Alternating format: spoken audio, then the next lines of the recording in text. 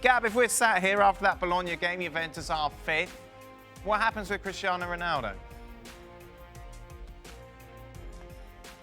I think he's going to have some thinking to do. He's going to have some thinking to do because he will have 1 year left on his contract. And I know some people believe that he's, some kind of android that will play on forever, and maybe he will. But the reality is the clock is ticking and he wants the Champions League. Last week he was linked to a return to Portugal, to Sporting Lisbon, which would be a wonderful romantic story, and Champions League football as well.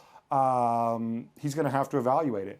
I think, there the conversation with Juve comes because, look, they're going to take an enormous financial hit if they don't finish in the top 4. They're already struggling there. If he says, guys, should we just cancel the last year of my contract? I go wherever I want on a free. I sign for whatever I want. And you guys go and, save yourself close to $75 million a year. Wow. What would Juve say to that? Would they be okay with that? I think they should seriously consider it if Cristiano says, guys, hope you understand, but this is not what I signed up for. And I think maybe you find a silver lining in that. Jurgen, what would you do if you're Cristiano Ronaldo and facing the Europa League next season with Juventus? Well, I think a lot depends on his personal relationship with his teammates and how he feels, in life in Torino, life, there, on a daily basis. It's also a family situation there. You cannot always just make every decision dependable on, okay, if it's Europa League or Champions League, I mean, obviously the financial situation is a completely different discussion to have for Juventus.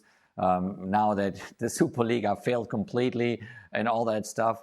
I mean, there are so many other pieces floating around. But if you are Cristiano Ronaldo, you got to zoom in and say, okay, what is really now important to me in terms of the playing side, And I personally, I hope he stays there, even if they would go into the Europa League and continues his job there.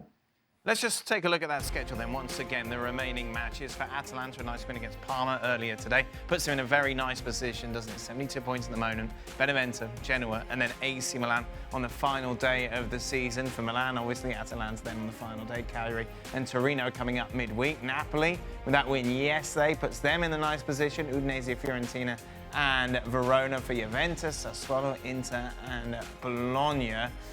Nicky, who can I pen in? Can I pen in Atalanta? I think I am most confident of Atalanta because of how well they're playing, being honest with you. But they are playing against some teams there who can take points off them. Benevento, sure, other end of the table, but they're fighting to avoid relegation, so that's a team with plenty of incentive. And then they have a head-to-head with Milan. So it's not written down for certain that Atalanta get in. I think they will, but I don't feel, as I said at the beginning of the show, I don't feel like this weekend was going to exclude anyone definitely. I think this weekend has wound up giving a huge step in the right direction for Milan. But I really don't think any of these teams is guaranteed in yet, except the one that literally is, which is Inter. Gab, why were you shaking your head when I said I could pen in Atalanta? Why don't you like them? Well, because, look, it's rule number 1 in Italian football. Jurgen knows this, is that the teams, well, not just in Italy, in fact, anywhere, the teams you want to play at the end of the season are the teams that are on the beach, that have nothing to play for.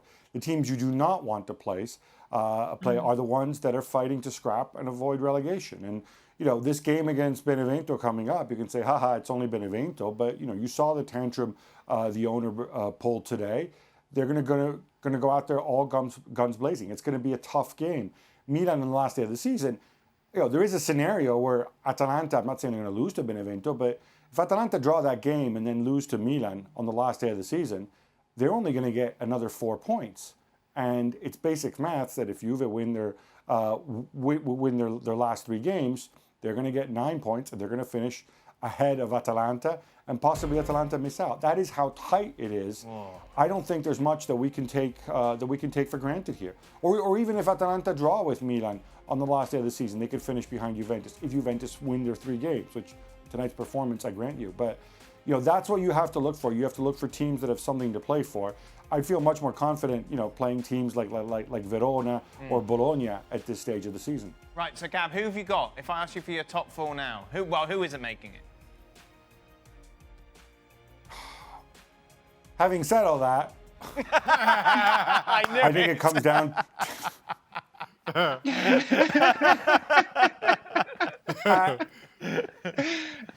Like Juventus have major issues that they need to solve out, and I think the Sassuolo game, because it's Sassuolo, because of the way Sassuolo play, I think it's going anywhere. I think their whole season really hinges right there. So as of right now, I'm going to leave Juventus in, and I'm going to suggest that maybe it's Atalanta who screw up for the reason I said, because of that Milan-Atalanta game at the end and this Benevento game in midweek. But I don't know. I mean, Napoli against Fiorentina, for example, that Fiorentina, our team, they're going to be safe and everything, but that is exactly the kind of game that Napoli might screw up. Wait, you just said you want to be playing teams that are on the beach, and they're on the beach.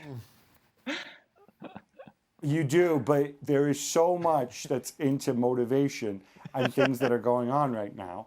Napoli, I think, are capable of a misstep because of the zoo that is upstairs. You know, right now you have a situation where club presidents decided, well, and the team have decided, okay, we're not speaking to the media at all. Oh. Why? Because they know that if they open their mouths, they could say something that, they have a media blackout going on. So, it's not a settled situation there either. So I think there's going to be more twists and turns. And look, Nicky, she's entirely right when she says, today wasn't going to be decisive. This is going to keep going and going, I think, right down to the last week of the season. And I think Milan against Atalanta could well end up being, a play-in decider or Champions League decider, just like Inter against Juve, just like Napoli against whoever they're playing.